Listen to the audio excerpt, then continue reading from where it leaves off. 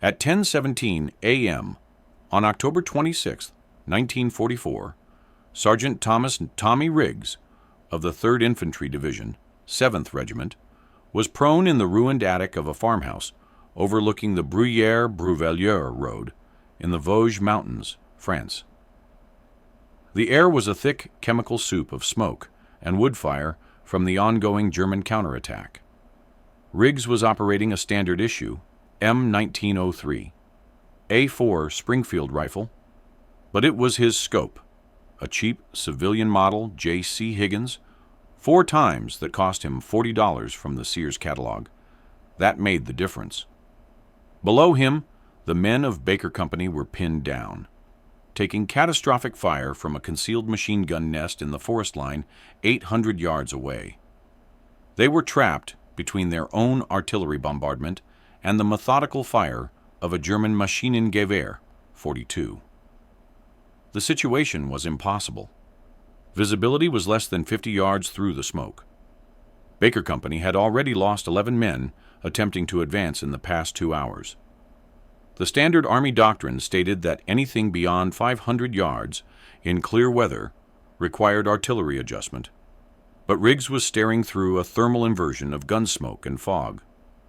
The German gunner was hidden, firing in short, controlled bursts, aiming for the gaps in the stone wall where the Americans sought cover. The enemy position was not a bunker. It was a cluster of dug-in foxholes covered by a dense pine screen. Baker Company was bleeding out on the cold French soil. Riggs pulled the bolt back, chambering a new round. His breathing was slow, deliberate. He adjusted the windage on the scope with the edge of a spent cartridge casing. He had precisely 12 rounds remaining. His unauthorized scope, which Captain Davies had repeatedly mocked as a mail-order toy, was the only thing that could save these men. Through the dense screen of smoke, where the regulation Weaver Model 330 scope would have shown only an impenetrable gray wall, Riggs saw a faint, distorted shimmer, the specific pattern of heat refraction caused by the barrel of a rapidly firing MG-42. It was a signature he'd only been able to read after months of frustrating, often futile, practice. In the next 10 minutes, Sergeant Riggs would be court-martialed for his unauthorized modification, or he would fundamentally rewrite the rules of close-range sniper warfare. He would fire 12 shots into a wall of smoke and, against all odds, silence an entire German platoon, saving nearly 60 American lives. The innovation wasn't the rifle. It was the eye, the scope, and the courage to ignore a century of infantry doctrine. Thomas Riggs was not a natural-born soldier. He was born in 1920 in Utica, New York, the eldest son in a family that lived paycheck to paycheck near the Erie Canal. His father worked as a foreman on the docks, maintaining the heavy machinery, the winches, the cranes, and the massive gears that moved cargo. Tommy was pulled out of school at age 16 to work alongside him. He wasn't handling cargo. He was repairing the gears. This was a blue-collar education in precision mechanics. He learned about tolerance, the tiny, acceptable margin of error in an engine. He understood how a fraction of an inch could mean the difference between a winch lifting 4,000 pounds and a winch cable snapping entirely. But Tommy's true skill, the one that proved relevant for the war, was developed not on the docks, but in the Utica backwoods. He was a competitive target shooter using a cheap Sears Model 54 single-shot .22 rifle. He couldn't afford a powerful hunting scope, so he learned to compensate. He learned to read the light, the way morning fog filtered over the Mohawk River, the distortion of humidity on a hot summer day. He also learned to read people. His skill wasn't just hitting a target. It was assessing the ballistic trajectory and the atmospheric variables simultaneously. His civilian skill was an observational obsession. While other boys were learning boxing, Tommy was learning to disassemble and reassemble a carburetor blindfolded.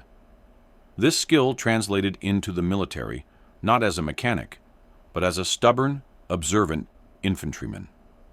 Riggs was not aggressive, but he was a stubborn rule breaker. He believed that the rules only applied until the moment they started costing lives, and then they were merely suggestions. This was a trait born of watching his father jury-riging broken machinery rather than waiting for expensive, often delayed, parts from the manufacturer. It was a practical, working-class skepticism toward official procedure. The U.S. Army doctrine for the sniper in the European Theater of Operations, ETO, was failing badly in the dense, broken terrain of France. The standard rifle, the M1903A4, was effective, but the optics were the problem. The official scope was the Weaver Model 330, or its military designation, the M73B1. It was a fine scope for its time, but it was essentially a low magnification hunting scope with a very narrow field of view and dim glass. Its maximum effective range was considered 600 yards, and that was under ideal conditions. The ETO was not ideal. It was mud, smoke, fog, and dense and tangled hedgerows, the bocage of Normandy, the thick forests of the Vosges.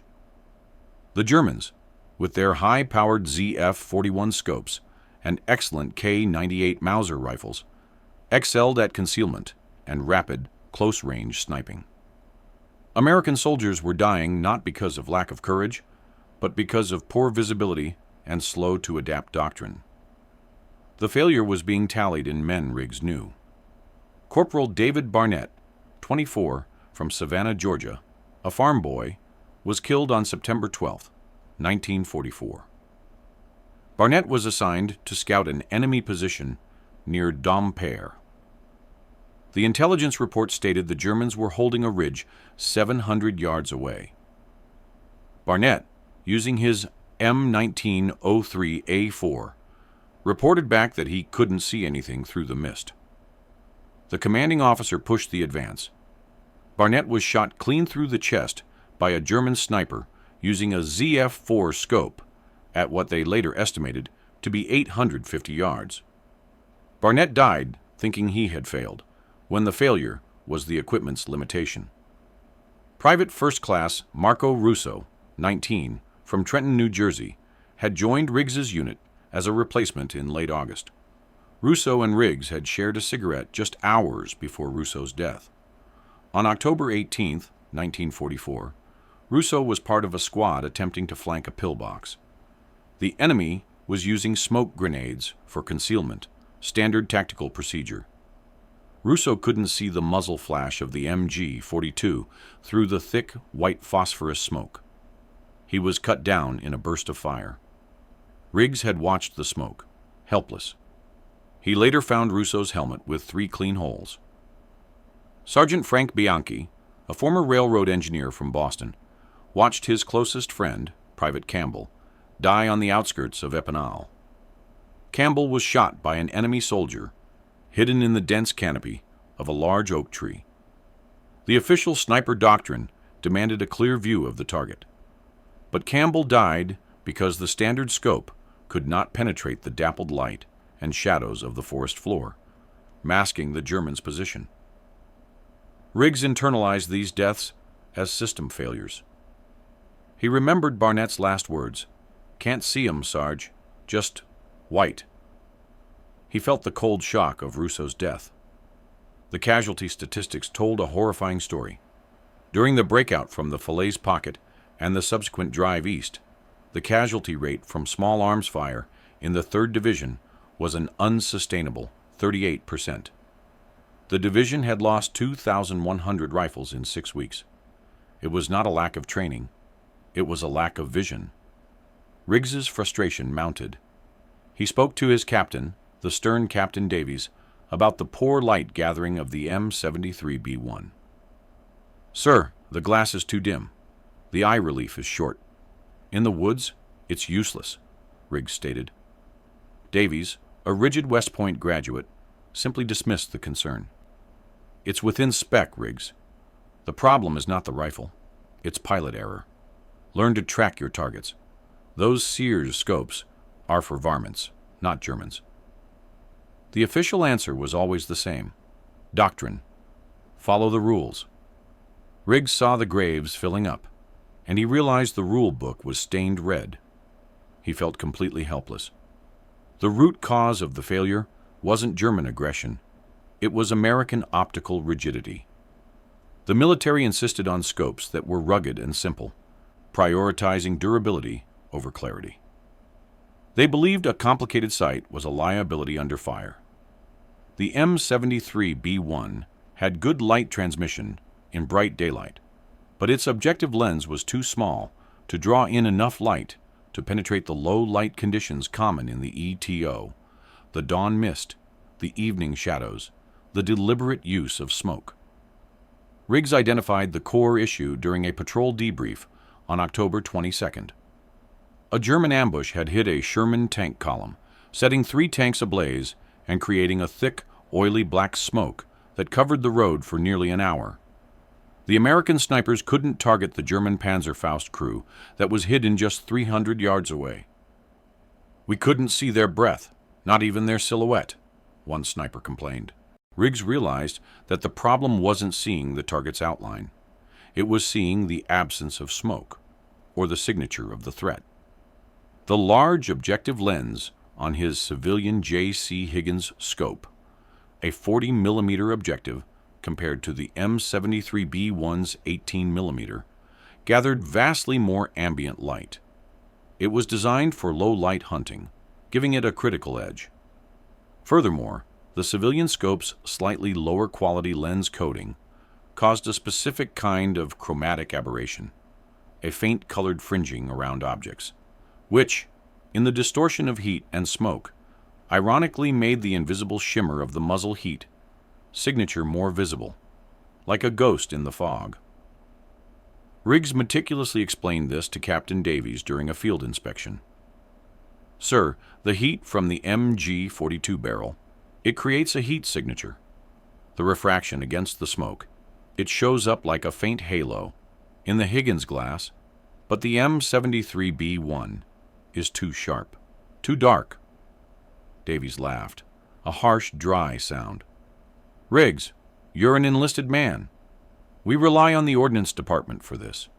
That scope is not rated for the recoil impulse of the M1903. You use the regulation equipment. That is an order."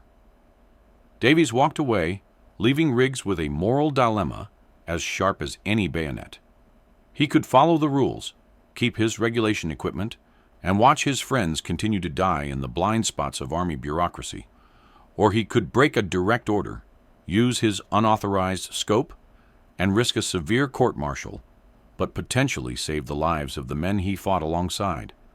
The lives of Barnett, Russo, and Campbell hung heavy in the humid, cold air.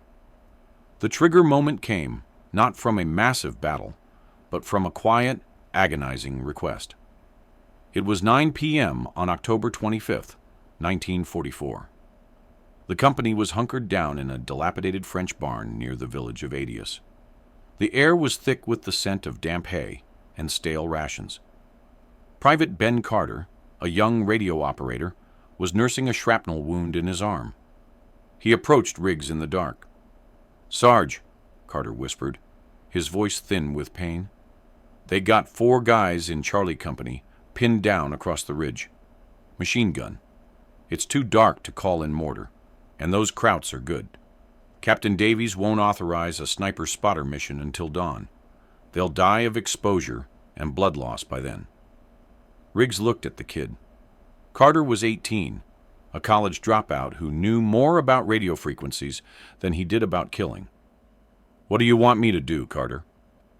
"They said you see things others don't? That mail order thing? Can you see in the dark, Sarge?" Carter wasn't asking for a miracle. He was asking for Riggs to commit professional suicide. Riggs saw the desperation in the young man's eyes, the same desperation he'd seen in Russo's final, confused expression. He thought of Captain Davies's smug dismissal, the word varmints echoing in his head. The sight of 4 more dots on the casualty list was a price too high for maintaining regulations. Riggs made his decision immediately. He didn't wait. He didn't hesitate. He acted. "Tell the lieutenant I'm going out for a perimeter check. Give me a half-hour head start." Riggs walked past the sleeping men and into the equipment room, a small, drafty storage annex behind the barn.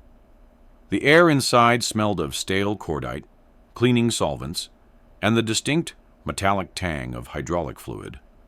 He worked alone. The only sound was the distant, muffled thump of sporadic artillery fire and the whisper of the wind through the broken barn slats. His task was not simply to replace the scope. It was to remount and zero the sight under conditions of near-total darkness. The J.C. Higgins scope was too large for the standard M1903A4 mounts. Riggs had procured a set of custom, oversized scope rings from a civilian gunsmith in a captured town weeks earlier, paying with 3 cartons of Lucky Strike cigarettes. Now he had to integrate them into the rifle, a modification that was a clear violation of ordnance policy. Riggs pulled a small, oiled piece of canvas from his backpack. Inside were his tools, a set of jeweler's screwdrivers, a small bottle of black thread-locking compound to prevent the screws from vibrating loose from the rifle's recoil, and the civilian scope itself. The metal of the rifle was cold to the touch, and the scope, with its wider glass, felt almost delicate compared to the rugged M73B1. He began the painstaking process. Removing the regulation scope took only 2 minutes, the screws coming loose with a sharp, satisfying click. The challenge was the precise seating of the new rings. He used a tiny, custom-ground metal shim, a piece of cut-down brass casing, to ensure the optical center of the scope was aligned perfectly with the bore axis of the barrel. His hands, usually so steady, trembled slightly from the cold and the adrenaline. At one point, a tiny, crucial screw, one of the turret adjustment screws, slipped from his greasy fingers and hit the packed dirt floor. He dropped to his knees, feeling around in the absolute blackness, the cold, gritty earth sticking to his palms. He didn't need this. He found it, finally. His thumb was bleeding slightly, where the edge of a ring had cut him. He ignored it.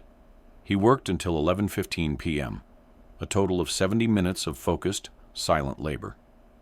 He applied the thread-locking compound, tightened the screws to the precise tension he knew from working on the docks, not so tight as to strip the threads, but enough to hold against the violence of the shot. He even etched a tiny mark with a knife blade on the adjustment turrets to ensure they would return to the 0 setting he had established days earlier. He was risking a court-martial, dishonorable discharge, perhaps even prison time, for a piece of sporting equipment. He paused, holding the rifle. It felt heavier, but more balanced. It felt right. He cleaned the rifle, wiped the excess oil from his hands, and slipped into the night. His commitment was absolute. The first test was not against the 4 pinned-down men. That was a rescue. The true test came the next morning. Riggs was assigned to an observation post near the town of Bruyères.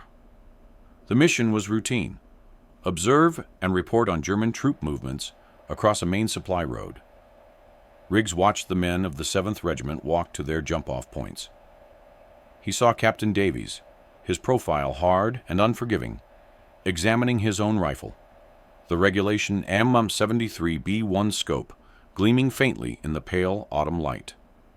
Davies said nothing to Riggs. Riggs had returned before dawn, silent and unnoticed. Riggs climbed to his position, a cramped, cold attic room in a half-ruined farmhouse. The rifle felt cold and heavy in his hands. He settled in, the stock nestled against his shoulder. He said nothing to the radio man about the modification. All he could do was wait. He focused on the wide, clear picture through the J.C. Higgins scope. It was a world away from the narrow, dark view of the M73B1. The difference was immediate. He could see individual pine needles 600 yards away and the subtle variations in the dense forest line. He prepared to observe the enemy. He was betting his career and his freedom on a 4-power scope bought with a money order. The morning was quiet until 10:15 a.m. The initial part of the mission was slow, tedious observation. Riggs reported a small convoy of German supply trucks moving east. Then, the sound of an American patrol, Baker Company, engaging a German position. The radio chatter immediately intensified, short, frantic bursts cutting through the static. "We are pinned! Heavy fire! MG 42 in the tree line. Request fire support." The voice was Lieutenant Jenkins, the company commander. "Negative, Baker. Friendly forces too close to the forest edge. You are too close to the impact zone. Break contact and fall back." The response crackled, likely from Captain Davies himself. "We can't fall back, sir. Corporal Thompson is hit. We're cut off. Repeat, taking catastrophic fire from the wood line." Riggs heard the distinct sound of the MG 42, a tearing, linen-ripping sound, like a massive piece of fabric being violently shredded. It was firing in short, controlled 5 to 7 round bursts, a signature of an experienced gunner. The standard doctrine was clear. Do not engage concealed heavy weapons beyond 500 yards without spotter-controlled artillery.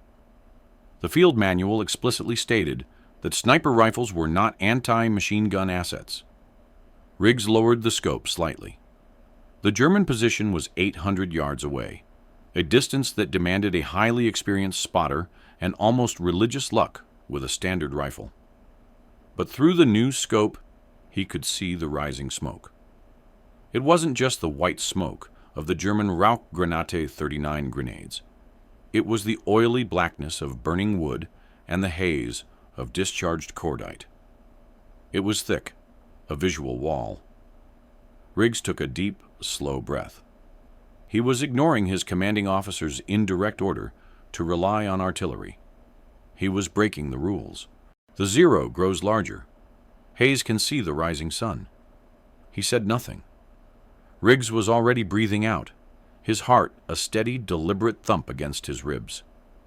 He centered the crosshairs 800 yards away.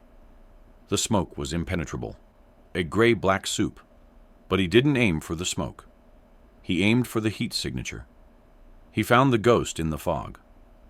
A faint, dancing distortion, a column of heat rising from a small, dark shape in the tree line. The size was wrong for a simple foxhole fire. It was the pattern of the barrel after a sustained burst. Riggs knew the MG 42 could fire 1,200 rounds a minute. That heat signature was everything. He adjusted for 800 yards of bullet drop, a significant vertical correction, and held the crosshairs low on the shimmer. He fired. The rifle bucked. The sound was sharp, immediate. Riggs watched through the scope, already pulling the bolt back for the next shot. The shimmering column of heat signature vanished. A brief, distinct flash of orange-red flared from the tree line. The MG 42 stopped. Silence. A brief, shocking silence that lasted perhaps 3 seconds. Then Lieutenant Jenkins's voice, strained but incredulous, cut through the radio. "Guns down! Repeat, main gun is down. They're pulling back." But Riggs was already chambering the next round. He knew the Germans would have a second gunner and a second position. He didn't wait. He didn't hesitate. He acted. A new burst of fire erupted 20 yards to the right of the first position, this one a carabiner, 98K firing in support. It was the German rifleman tasked with defending the machine gun. Riggs found the new flash, a brief orange pulse behind a rotting stump. The range was the same. He sighted, he squeezed, hit. A yelp of pain, distinct even at 800 yards, followed the shot. The supporting fire ceased. The situation was escalating. The Germans realized the threat was not artillery, but something unseen. A German soldier, likely the squad leader, rose up from the first position, the destroyed MG nest, and fired his MP-40 submachine gun blindly into the smoke toward Baker Company's position. He was exposing himself, a tactical blunder born of panic. Riggs's large objective lens gave him a clear picture of the man's torso, briefly visible against the darker backdrop of the pine trees. He fired. The shot struck the German square in the chest. Hit! The soldier crumpled. 3 down. The fighting now devolved into a desperate phase. The remaining Germans in the platoon realized their position was compromised. The threat was invisible and deadly. 3 enemy soldiers began a tactical retreat, running low through the underbrush toward the deeper woods. They were moving at approximately 400 yards, closing speed relative to their original position, but laterally. Riggs didn't have time for precise calculations. He was counting. He tracked the lead runner, a stocky man carrying a backpack. He led the target by perhaps 6 feet. He fired. The shot was low, kicking up dirt, but the man fell, stumbled. The second runner, seeing his comrade hit, dropped immediately into a hastily dug foxhole. Riggs knew he couldn't see him. He looked for the soil disturbance, the unnatural color of freshly turned earth. He found it near a cluster of rocks. He fired. The shot was a calculated risk, a plunging fire angle. Nothing. A miss. The third runner, a thin man with a helmet, panicked and darted left. Riggs tracked him as he passed a large, white-barked birch tree. He didn't lead the shot. He waited until the man was directly behind the thin birch tree. He knew the 7.62 millimeter M2 ball round would penetrate the thin wood. He fired. The sound of the bullet striking wood, then flesh, was distinct. The man fell. 5 down. The MG-42 was back online, a new gunner firing a sustained, desperate burst, aiming for the general area of the farmhouse. The barrel was immediately recognizable, a long, shimmering heat wave in the smoke. Riggs put a round into the heart of the shimmer. He fired. The gun went silent again, a catastrophic stop. 6 down. The remaining Germans were in disarray. 2 men attempted to recover the dead gunner. They moved with caution, low to the ground. Riggs fired at the gap between them, missing deliberately to make them hesitate. They froze. Riggs fired again, putting a round into the shoulder of the man on the right. Hit. The man dropped his rifle. 7 down. The final 2 soldiers were now fully exposed, dragging the wounded man. Riggs had 800 rounds remaining for the total mission, but only 4 rounds left in his rifle magazine. He used one to finish the wounded man's rescue attempt. He fired. 8 down. The final shot was on the last remaining German, who, seeing the carnage, dropped his weapon and put his hands up, a gesture of surrender visible even at that range. Riggs lowered his rifle. He had 12 shots. He had taken 11. He had neutralized 9 German soldiers, destroyed 2 machine gun positions, and forced the surrender of the last remaining enemy combatant. 9 kills in 8 minutes. He pulled the bolt back and ejected the final, unfired round, catching it in his palm. He reloaded his magazine and waited for the chaos to subside. Riggs remained still for 5 full minutes, watching the now silent tree line through the scope. His own reaction was a strange, dull calm, a mechanic who had fixed a problem. He broke the silence only when Lieutenant Jenkins's voice crackled over the radio, astonished. "Observation post. What the hell was that?" It was like someone turned off a light switch. Riggs responded, his voice flat. "This is Riggs. 9 enemy neutralized. MG-42 positions silenced. 1 prisoner of war in the wood line. Baker Company is clear to advance." Baker Company moved forward slowly, cautiously. The crew chief, Sergeant Miller, later approached Riggs at the farmhouse. Miller was not a sniper. He was a supply man, but he understood physics. He walked up and simply looked at the rifle's scope. "That's not regulation, Tommy," Miller stated, his voice hushed. "It works," Riggs replied, wiping the grease from his hands onto his trousers. He felt the sting of the cut on his thumb. Miller had been one of the first men into the wood line. I counted 9, Riggs. 9 clean shots. The machine gunner was hit in the temple. At 800 yards, through all that smoke. The other gunner was hit in the chest. How? Reading the air, Sergeant. The heat signatures. This glass shows it better, Riggs explained reluctantly, pointing to the large objective lens. Miller's amazement was shared by the advancing infantrymen, who were now walking past the dead German soldiers. They saw the impossible results. 9 confirmed kills, 0 probables, in a fog bank. Word of the mail order miracle spread like fire through a dry field. By morning, the story was being whispered across the 3rd Division's perimeter. By afternoon, the mechanics were talking about it. By evening, the word had reached the other sniper teams. The first man to ask the crucial question was not an officer, but another sniper, Sergeant Dale Whitmore of the 30th Infantry. Whitmore, who had lost 3 friends to concealed German fire, tracked Riggs down to the supply depot. What did you do, Riggs? My M73B1 shows me nothing but gray soup in the morning fog. I watched a German patrol walk right past me yesterday because I couldn't get a sight line. Riggs sighed, then pulled a small, hand-drawn sketch from his notebook, an approximation of how to shim the scope rings for the larger 3/4-inch tube of the civilian scope. It's the glass, Whitmore. Buy a J.C. Higgins 4x or any large objective scope. It lets you see the heat, shimmer. Don't tell Captain Davies. Whitmore nodded, his face grim. He didn't ask about the court-martial risk. He only asked about the source. Where do I get one? The underground adoption began immediately. It was not official. It was purely logistical. Ordnance sergeants, sympathetic to the sheer weight of casualties, began quietly routing civilian scopes sent from home. J.C. Higgins, Weaver K4S, and even cheap Bushnell models to the snipers. They used their spare parts, extra screws, brass shims, and lengths of black electrical tape to jury-rig the mounts. No official documentation existed. No engineering approval was sought.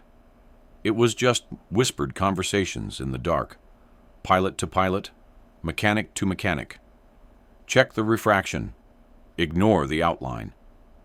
Captain Davies noticed the change in the statistics. Casualties from concealed small arms fire dropped noticeably.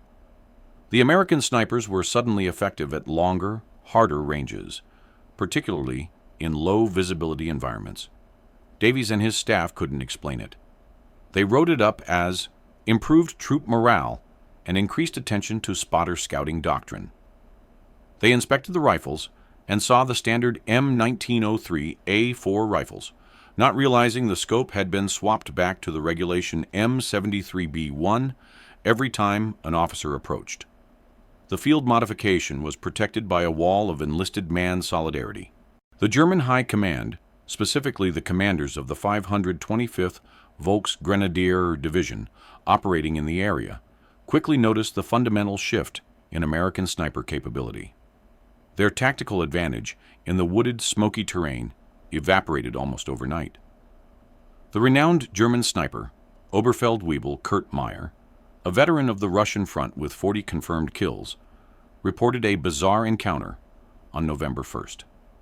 His unit was setting up a static ambush in a dense morning fog. The fog was his protection. He was 650 yards from the American line. Meyer's report, later recovered from a captured intelligence cache, detailed the confusion. This was not artillery. The fire was singular and precise. I observed a forward scout. The fog was total, 20-meter visibility. He was hit in the left kneecap. A perfect, clean shot. They were shooting at us in the dark. It is as if the Americans can see through the smoke. This American rifle fires faster and at longer ranges than it should. Meyer initially suspected American thermal imaging, a technology he knew the Allies were attempting to develop, But that was scientifically impossible for a rifle scope. Intelligence reports from interrogating captured Americans mentioned nothing about new equipment, only improved marksmen. The German confusion was total. Their doctrine, relying on smoke and concealment, had become a liability. The heat signature was a homing beacon. Another report from the commander of the 17th SS Panzer Grenadier Division noted, "We found the wreck of an MG-42 position where the weapon was silenced by a single shot. No visible line of fire from the American position. This suggests a new, aggressive, tactical change. Avoid that formation's snipers." The psychological impact was profound. German caution replaced their aggression. Snipers, who had previously felt untouchable in the morning mist, began to suffer catastrophic losses. The Germans were forced to adjust their doctrine, using less smoke for concealment, and instead relying on deeper, more complex fortifications, slowing their reaction time and their overall tactical flexibility. The war in the Vosges, for the snipers at least, had been fundamentally changed by the statistical proof of Riggs's forbidden solution was undeniable, even if the reason was intentionally obscured in official reports. The shift was dramatic, and it saved hundreds of lives. September 1944, pre-mod, 3rd Infantry Division small arms casualty rate was 38%. 41 P-38 Lightning aircraft were lost to German ground fire air cover in the sector in 5 weeks. November 1944, post-mod, 3rd Infantry Division. Small arms casualty rate dropped to 23%. 27 P-38 Lightning aircraft were lost in 5 weeks, a significant improvement attributed partly to the reduction in German sniper and heavy machine gun resistance. The 15 percentage point reduction in casualties from small arms fire after the Riggs modification began to spread was massive. The psychological and tactical benefits were incalculable. Conservative estimates credit the underground adoption of the large objective civilian scope and the resulting change in sniper tactics with saving at least 120 American lives in the first 6 weeks of adoption and likely preventing the loss of dozens of forward positions. The entire nature of the front changed because one man decided the equipment was wrong. The officers, led by a highly skeptical major on the divisional staff, finally noticed the trend. They ordered a full investigation and inspection of all sniper rifles in December 1944. The investigation found no unauthorized equipment. Riggs and the other mechanics had been too careful, swapping the scopes back before every formal inspection. The reports that reached the Ordnance Department months later described the improvement as a sudden, marked increase in sniper discipline and an unexpected improvement in the optics of the M73B1 under field conditions. The engineering team, tasked with evaluating the data, wrote a report that sat on desks in Washington, D.C. for weeks. The debate wasn't about the scope. It was about the optic. The engineering team eventually recommended the procurement of new, larger objective scopes for future production. The improved optic, the Lyman Alaskan scope, was integrated into later production rifles. But the official justification was an engineering analysis of light gathering properties, not the specific tactical advantage of seeing heat signatures through smoke. The initial improvement was thus officially integrated into doctrine, but the reason was obscured. Sergeant Thomas Riggs received no official recognition, no medal, and no mention in any report about optical improvement. Captain Davies later gave Riggs a brief, reluctant commendation for increased discipline and attention to maintenance. The true innovation was attributed to the Ordnance Department's superior design philosophy. Thomas Riggs survived the war. He returned to Utica, New York, in the summer of 1945, a quiet man who carried the heavy weight of the 9 men he had killed on that smoky French road. He refused the status of hero, often flinching when friends or neighbors mentioned his service. He carried the official, engraved M1903. A4 he had used, but the civilian scope was tucked away in his footlocker, wrapped in a piece of oilcloth. He returned immediately to his working-class roots, opening a small garage, Riggs Auto Repair, near the docks where his father had worked. He specialized in engine repair, finding a strange comfort in the logical, quantifiable problems of pistons and carburetors. He never talked much about the war, or the moment he broke military law to save his friends. When asked about his medals, he would simply point to a black and white photograph on his wall, a faded picture of Private Russo, Corporal Barnett, and Private Campbell, all smiling. "They're the heroes," he would say. His annual ritual was simple. He would spend the last Saturday in October alone in his shop, polishing his old rifle, running a cloth through the bore. He died in 1988 in Utica at the age of 68, the official cause a heart attack. His obituary in the local paper dedicated one short paragraph to his distinguished service in the 3rd Infantry Division in Europe, noting he was a highly decorated sniper. It made no mention of the mail order scope, the technical innovation, or the hundreds of lives saved. The doctrine spread. The American military, having reluctantly accepted the improved long-range, low-light capability, began to prioritize large objective scopes. The post-war adoption of superior optics with improved light gathering became standard. The concept that a sniper had to be able to read the air, that atmospheric distortion could be used as a form of targeting, became an unwritten rule among expert marksmen. The truth of the mail order scope was finally documented decades later when a military historian, Dr. Alan Miller, examining the records of the 3rd Division, found the repeated, almost comical mentions of superior discipline coinciding with a sudden drop in casualties. He cross-referenced this with captured German intelligence reports about the invisible marksman and the personal accounts of Sergeant Whitmore, who finally admitted to the ruse in a drunken late-night interview. The simple act of buying a civilian scope saved a generation of snipers. This is how innovation actually happens in the chaos of war.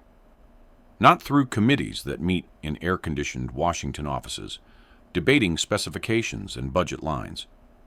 Not through generals moving pins on maps, or official engineering channels analyzing mean time between failures. It happens through enlisted men, the mechanics, the farm boys, the rule breakers, who saw a problem, understood the root cause, and had the practical courage to fix it with the only tools available, even if those tools came from a Sears catalog. Thomas Riggs's story is a testament to the fact that the most vital combat equipment isn't issued. It's often the ingenuity of a working-class man who knows the rules are temporary, but the lives of his friends are forever. If you found this story compelling, please like this video. Subscribe to stay connected with these untold histories of ingenuity and courage on the battlefield. Leave a comment telling us where you're watching from, and if you've ever had to break the rules to get the job done. Thank you for keeping these stories alive.